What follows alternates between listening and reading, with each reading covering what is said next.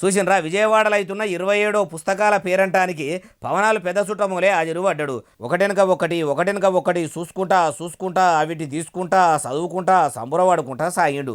10 నిమిషాలు కాదు 20 నిమిషాలు కాదు, ఎంత పొద్దు అందులోనే గడిపిండో ఆయన కూడా ఎరక లేకుండానే అయ్యిందట. తిరుగుతుంటే టైం కూడా ఏర్పడలేదట. తిరిగి కొన్ని పుస్తకాలు కొని కొన్ని ఒయ్యిలు చదువుట్లనే మునిగి పుస్తకాల పురుగు అయిపోయిండట. అయ్యా పవనాలు సారు, మీకు పుస్తకాల మీద ప్రేమ ఉన్నట్టే ప్రజల మీద ఉంటుంది అంటారు, కానీ పుస్తకాలు మర్రేసినంత పురుసతగా జనం బాగోగులు అరుచుకున్నట్లనైతే లేనట్టే కొడుతున్నది. ఎట్లనంటే అసలే చీకటి గాఢాంధకారం చీకటి పడుతుంది, షిటారు కొమ్మల నక్షత్రం చిక్కుకుంది, శిథిల సంధ్యాగగనం రుధిరాన్ని కక్కుతుంది, దారంతా గోతులు ఇల్లేమో దూరము చేతుల దీపం లేదు, నా ధైర్యమే ఓ కవచమని బాలగంగాధర్ సారు అమృతం కురిసిన రాత్రి అనే పుస్తకంలో రాసిన కవిత్వంను చదివి సాటి మనిషికి మేలు చేయాలనే ఒక తపన తప్పితే అంతకంటే ఏం తెలియదని జనసేన పార్టీ పెట్టినామని చెప్పుకొచ్చిర్రు.